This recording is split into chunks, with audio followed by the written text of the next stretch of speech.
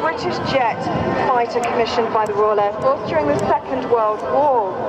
Following the Gloucester Meteor, it was the second jet to enter service with the RAF. Although it arrived a little too late to see combat during the war, the Vampire served with frontline RAF squadrons until 1953 and continued in use as a trainer up until 1966.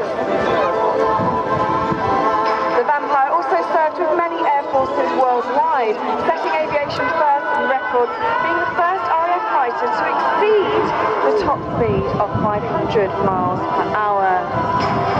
Almost 3,300 Vampires were built, a quarter of them in other countries, and the Vampire design was developed into the de Havilland Venom fighter bomber, as well as the naval Sea Vampire variants.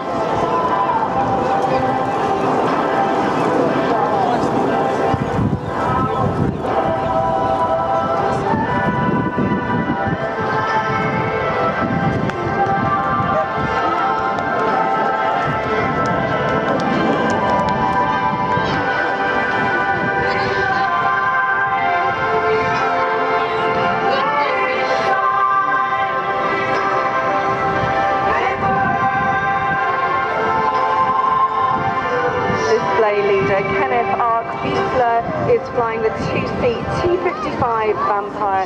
He has almost 15,000 hours of flying experience, and part of his day job today is flying for Scandinavian Airlines.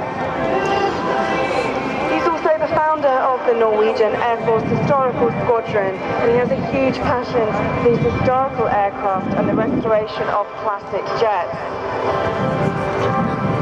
Flying alongside Kenneth is Martin Tintin Tesley in the single-seat FB-52. He's also a veteran pilot from the Air Force, and he's been flying with the Norwegian Air Force Historic Squadron for the last 8 years.